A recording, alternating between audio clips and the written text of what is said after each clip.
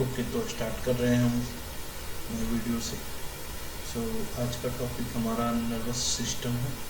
तो nervous system को हम लोग डिटेल में स्टडी करेंगे। तो नर्वस सिस्टम बेसिकली एक ऑर्गन सिस्टम का एक एग्जांपल है। तो नर्वस सिस्टम को स्टार्ट करने से पहले इसके बेसिक से चलते हैं। तो सबसे पहले हम लोग ये देखते हैं कि जो नर्वस सिस्टम है वो कहाँ से आया। तो सबसे पहले जो है नर्व सेल्स। अब ये नर्व सेल जो है ये क्या करता है, इसके पास एबिलिटी होती है कि ये इंफॉर्मेशन को ट्रांसपोर्ट करे। और किस प्रकार के इंफॉर्मेशन को ट्रांसमिट करता है, तो इलेक्ट्रिकल और केमिकल सिग्नल की इंफॉर्मेशन को ये क्या करता है, ट्रांसमिट करता है एक बॉडी ऑर्गन से दूसरे बॉडी ऑर्गन में।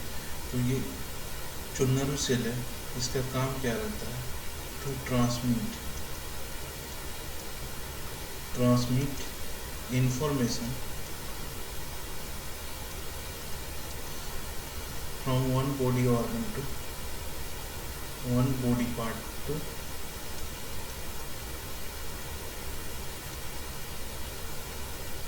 another.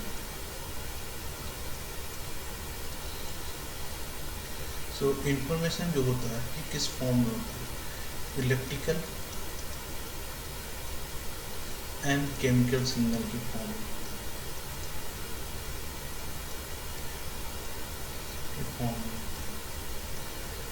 इसमें से इंफॉर्मेशन कैसे जनरेट होता है, जब क्या होता है कि इम्पल्स जनरेट होता है, इम्पल्स जनरेट होता है।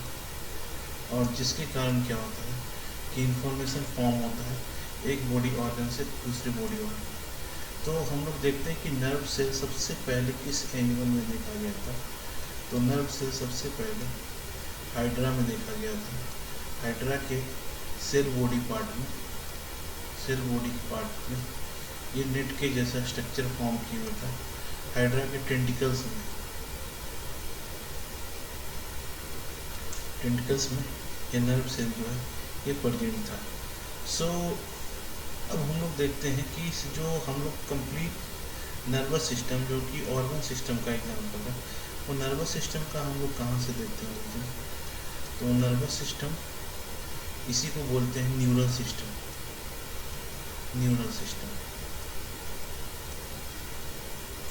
तो इसमें सबसे पहले जो न्यूरल सिस्टम का जो फॉर्मेशन हुआ था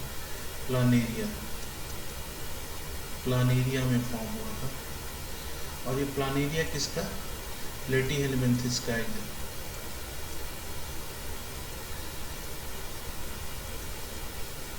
इसमें जो नर्वस सिस्टम था ये नर्व नेट के फॉर्म में था। लैडर शेप का स्ट्रक्चर था। इसके पास सेंसरी ऑर्गन था, और सेंसरी ऑर्गन जो था एक तरीके से नर्वस सिस्टम था जो कि अवेयरनेस क्रिएट करता था या मैसेज को ट्रांसमिट करता था एक बॉडी ऑर्गन से दूसरे बॉडी ऑर्गन के पास। अब हम लोग देखते हैं कि जो नर्वस सिस्टम है वो कितने पार्ट में डिवाइडेड है। तो बेसिकली नर्वस सिस्टम के दो कंपोनेंट होते हैं। नर्वस सिस्टम के दो कंपोनेंट होते हैं, एक होता है सेंट्रल नर्वस सिस्टम और दूसरा होता है पेरिफेरल नर्वस सिस्टम, सीएनएस और होता है पीएनएस।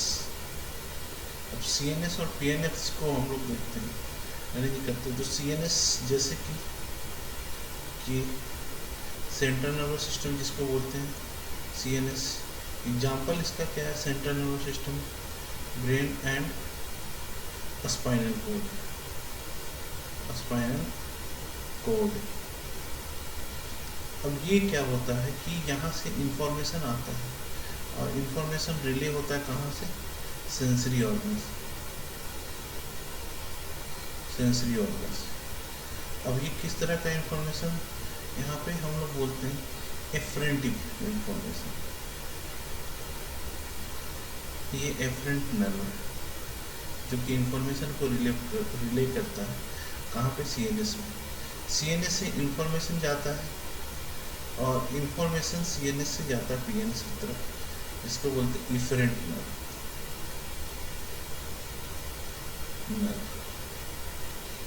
अब इफरेंट नर्व से इंफॉर्मेशन जाता है किसके पास, पेरीफेरल नर्वस सिस्टम के पास।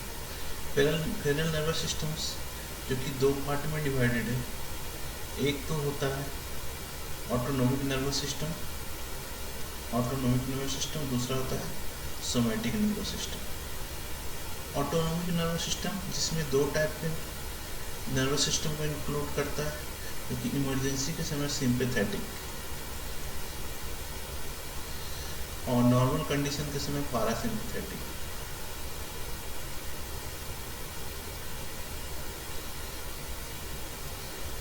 अब ये जो ऑटोनोमिक नर्वस सिस्टम है, सिंपैथेटिक और पैरासिम्पैथेटिक, ये क्या करता है, कोऑर्डिनेशन शो करता है बॉडी में। और कौन कौन से, cardiac muscles, visceral muscles and दूसरा जो होता है ये एक्सोक्राइन ग्लैंड, जहाँ से एंजाइम का सिक्रेशन। ये जो कोऑर्डिनेटेड होता है ये voluntary as well as involuntary. Mostly ये क्या होता है, मोस्टली ये इनवॉलेंट्री कंट्रोल होता है, लेकिन वही हम दूसरी तरफ देखते हैं। तो दूसरी तरफ हम लोग देखते हैं, तो दूसरी तरफ जो एग्जाम्पल है सोमैटिक नर्वस सिस्टम का, तो सोमैटिक नर्वस सिस्टम में हम देखते हैं कि इसमें एक ही है स्केलेटल मसल। ये स्केलेटल मसल जो है ये एक तरीके से क्या है कि ये वॉलेंट्री कंट्रोल है। ये एक तरीके से क्या है, वॉलेंट्री कंट्रोल। सो यहाँ पे हमने देखा somatic nervous system, autonomic nervous system के एग्जांपल को हमने देखा। तो यहाँ पे ऑटोनोमिक नर्वस सिस्टम्स जो कि क्या करते हैं, जो कि सिंपैथेटिक और पैरासिम्पैथेटिक नर्व को कंट्रोल करते हैं। और ये सिंपैथेटिक और पैरासिम्पैथेटिक नर्व जो कि कौन से ऑर्गन्स को स्टिमुलेट करते हैं, कंट्रोल करते हैं, तो विसरल मसल्स या ये एक्सोक्राइन ग्लैंड और कार्डियक सिस्टम को ये कंट्रोल कोऑर्डिनेट करते हैं।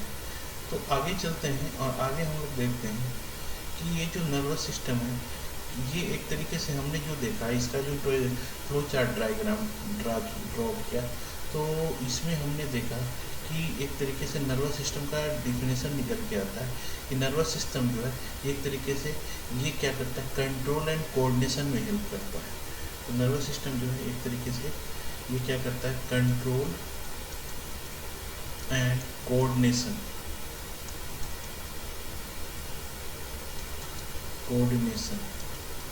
with different organ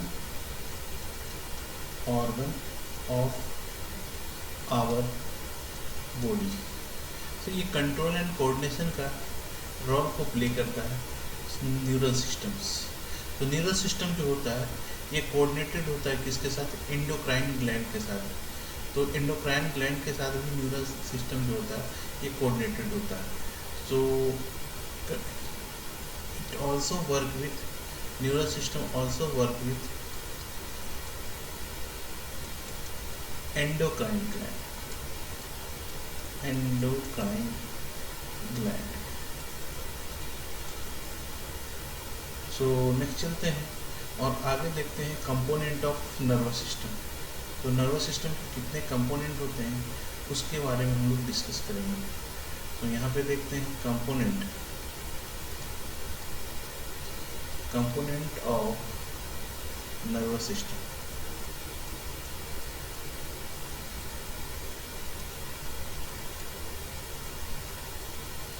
कितने टाइप के कंपोनेंट होते हैं नर्वस सिस्टम के, तो इसको ठीक करेंगे। कंपोनेंट ऑफ नर्वस सिस्टम,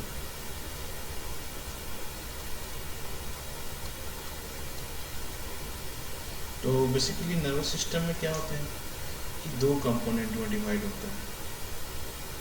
ये जनरली क्या होता है, नर्वस सिस्टम जो है ये दो कंपोनेंट में डिवाइड होता है।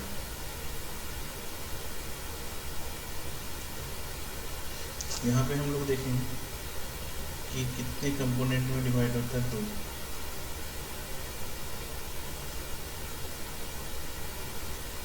पहला कंपोनेंट जिसमें हम लोग देखेंगे न्यूरॉन, पहला कंपोनेंट जिसमें हम लोग देखेंगे न्यूरॉन। और जो दूसरा कंपोनेंट होता है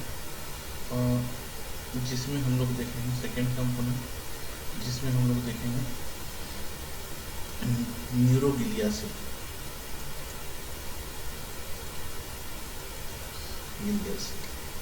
न्यूरॉन ये नर्वस सिस्टम्स में ये अप्रोक्सीमेटली 1 to 3% के अप्रोक्स होता है, जबकि 97 to 99% जो होता है ये क्या होता है, गिलिया सेल होता है। तो मोस्टली हमारे बॉडी में गिलिया सेल प्रेजेंट रहते हैं। न्यूरॉन जो होता है कम अमाउंट में होता है। ये क्या होता है, basic unit of nervous system, basic unit of nervous system. ये नर्वस सिस्टम का बेसिक यूनिट है न्यूरॉन। ये क्या करता है, इंफॉर्मेशन को रिसीव करता है और ट्रांसमिट करता है from one organ to another organ. Receive and transmit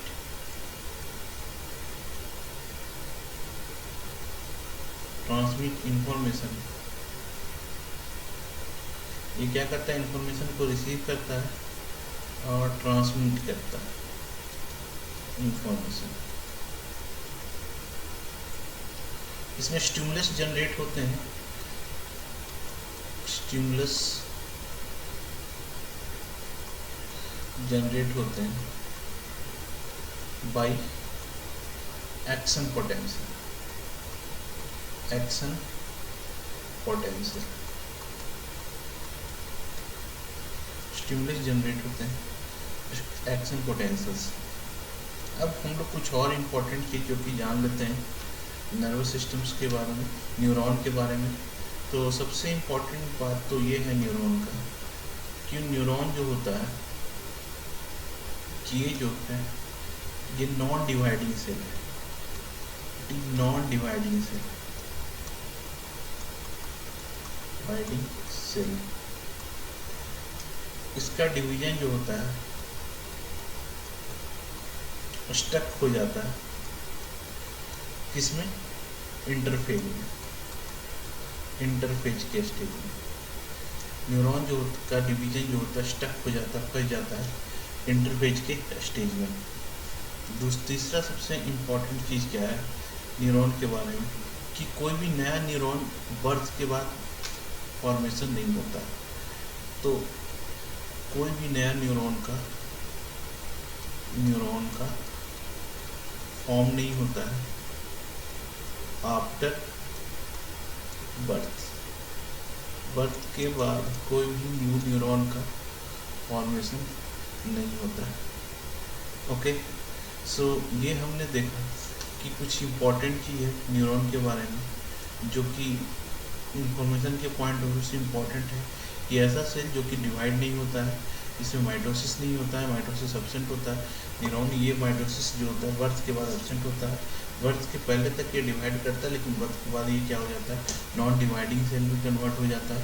ये इसका जो डिवीजन होता है ये स्टक हो जाता है, रुक जाता है कहाँ पे, इंटरफेज स्टेज में। इसमें जो कोई भी न्यू न्यूरॉन का एडिशन नहीं होता है, न्यू न्यूरॉन का राइज नहीं करता, फॉर्म नहीं करता है आफ्टर बर्थ के बाद। तो ये सब जो है इम्पोर्टेंट इंफॉर्मेशन है ये न्यूरॉन के बारे में। दूसरा देखते हैं जिसको न्यूरोग्लिया बोलते हैं या फिर गिलियल सेल बोलते हैं। इसको बोलते हैं गिलियल सेल, गिलियल सेल जो कि ये काम करता है सपोर्ट में, supportive cell to neuron. Neuron को सपोर्ट करता है, कैसे, प्रोटेक्शन प्रोवाइड करता है, न्यूट्रिशन प्रोवाइड करता है, न्यूरॉन के रिपेयरिंग में हेल्प करता है, रिपेयरिंग में हेल्प करता है, और भी बहुत सारे काम करते हैं। फैगोसाइटिक रोल प्ले करता है, फैगोसाइटिक रोल को प्ले करता है। तो ये सब हम लोग देखें कि ये गिलियल सेल का काम है। अब गिलियल सेल भी क्या होता है कि ये डिवाइड होता है दो पार्ट में। तो गिलियल सेल को देखेंगे, गिलियल सेल जो होता है ये दो पार्ट में डिवाइड होता है। एक तो पीएनएस पेरिफेरल नर्वस सिस्टम का गिलियल सेल और एक होता है सेंट्रल नर्वस सिस्टम का glial cell CNS. Peripheral nervous system का गिलियल सेल दो टाइप के होते हैं। एक तो होता है स्वान सेल, स्वान सेल, और दूसरा होता है सैटेलाइट सेल, सैटेलाइट सेल। ये क्या होता है, ये दूसरे टाइप के गिलियल सेल होते हैं जो कि पीएनएस में प्रेजेंट होते हैं। स्वान सेल होते हैं और दूसरा होता है सैटेलाइट सेल जो कि एक टाइप का गिलियल सेल है। तो सैटेलाइट सेल्स जिसको हम लोग बोलते हैं गिलियोसाइट्स भी बोलते हैं, उसका जो दूसरा नाम है सैटेलाइट सेल का, इसको बोलते हैं गिलियोसाइट, या फिर इसका दूसरा नाम क्या है, ganglionic gliocyte, ganglionic gliocyte, ganglionic gliocytes. Schwann cell का दूसरा नाम, अदर नेम क्या है, इसका दूसरे नाम को भी याद करके रखना है। स्वान सेल एनसीईआरटी में डिस्कस किया हुआ है, न्यूरोलेमोसाइट्स,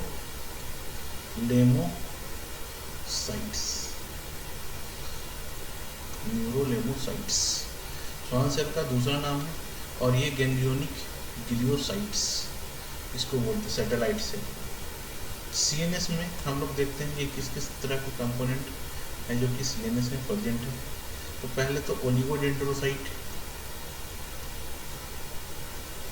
डेंड्रोसाइट, दूसरा क्या है माइक्रोगिलिया, एस्ट्रोसाइट, एस्ट्रोसाइट, और फिर एपिडीमल सेल।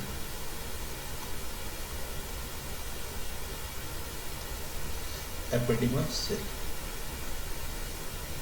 तो अब हम लोग चलते हैं, एक एक को डिस्कस करते हैं। सबसे पहले पीएनएस के गिलियल सेल को डिस्कस करते हैं। तो पीएनएस में गिलियल सेल सबसे पहले हम लोग डिस्कस करते हैं स्वान सेल को। स्वान सेल को, स्वान सेल का दूसरा नाम हमने बताया था न्यूरोलेमोसाइट,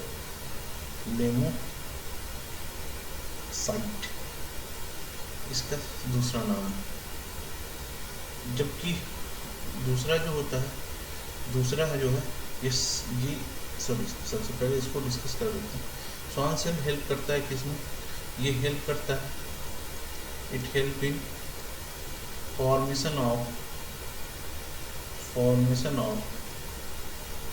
myelin sheath,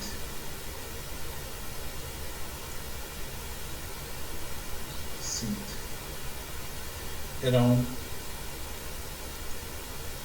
peripheral axon, peripheral axon।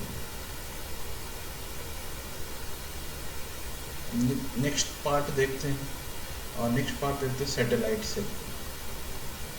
Satellite cell जिसको हम लोग बोलते हैं गैंग्लियोनिक गिलियोसाइट, गिलियोसाइट्स, जो कि क्या करता है, ये सपोर्ट करता है, सपोर्ट न्यूरॉन सेल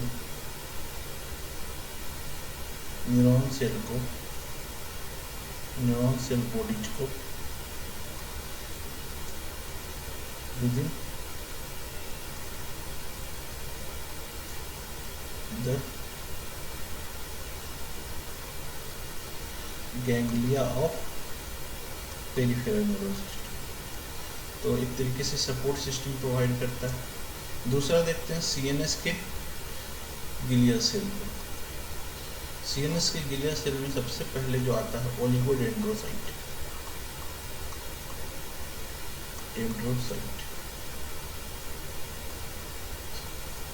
ओलिगोडेंड्रोसाइट जो कि सीएनएस के गिलियल सेल है, ये भी क्या करता है, it also help in formation of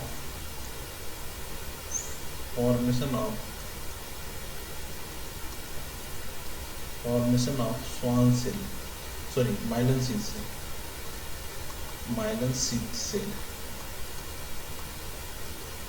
cell around periphery region of axon. So ये ओलिगोडेंड्रोसाइट जो है ये माइलिन शीथ का फॉर्मेशन करता है, और माइलिन शीथ का फॉर्मेशन कहाँ पे करता है, तो सीएनएस में एस्ट्रोसाइट ये भी एक तरीके का गिलियल सेल है, ठीक है। तो एस्ट्रोसाइट जो कि क्या करता है, इट हेल्प इन, ये इम्पोर्टेंट है इसका ये function, help in transfer of nutrient.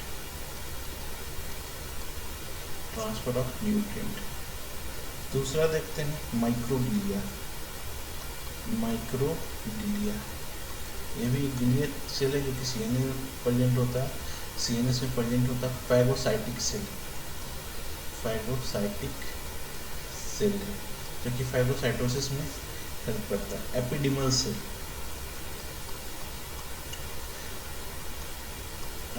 Sales, इसके जो वॉल होते हैं सिलिएटेड कोलोमनर एपिथेलियम टिश्यू से बने होते हैं, और ये प्रेजेंट होता है ventricles of brain and central canal of spinal cord. So ये सब इंफॉर्मेशन है जो कि इम्पोर्टेंट है पॉइंट ऑफ व्यू से। तो इसमें इम्पोर्टेंट क्या है, एस्ट्रोसाइट का न्यूट्रिशन ट्रांसपोर्ट करता है, माइक्रोग्लियल सेल फाइब्रोसाइटिक नेचर का होता है, ये क्या करता है, माइलिन शीथ का फॉर्मेशन करता है, ओलिगोडेंड्रोसाइट। फिर ये क्या करता है, एपिडिमल सेल्स जो कि ब्रेन के वेंट्रिकल्स में, तो ऐसा कौन सा गिलियल सेल है जो कि वेंट्रिकल्स ऑफ ब्रेन में प्रेजेंट होता है, और central canal of spinal cord में प्रेजेंट होता है, ये एपिडिमल सेल्स। तो इसमें नीट के पॉइंट ऑफ व्यू से ओलिगोडेंड्रोसाइट और माइक्रोग्लियल सेल ये इम्पॉर्टेंट है। तो ये दोनों ये ध्यान से देख लेने का है। और दूसरा क्या इम्पोर्टेंट है यहाँ पे इम्पोर्टेंट स्वान सेल का है जो कि नीट के पॉइंट ऑफ व्यू से ये इम्पोर्टेंट है। तो ये हमने देखा कि गिलियल सेल के बारे में देखा, गिलियल सेल की इम्पोर्टेंस के बारे में देखा। तो नेक्स्ट वीडियो में हम लोग डिस्कस करेंगे न्यूरॉन के बारे में डिटेल में। तो आज का वीडियो जो है यहीं पे हम लोग एंड करते हैं, तो नेक्स्ट वीडियो में मिलेंगे न्यूरॉन में। तो थैंक यू क्लास, एक बार सब्सक्राइब कीजिएगा और एक बार वीडियो को सही से देखिएगा, आपको कुछ इन्फॉर्मेटिव जो है वो ये वीडियो को में कुछ इन्फॉर्मेटिव लगेगा, तो आप लाइक कीजिए। तो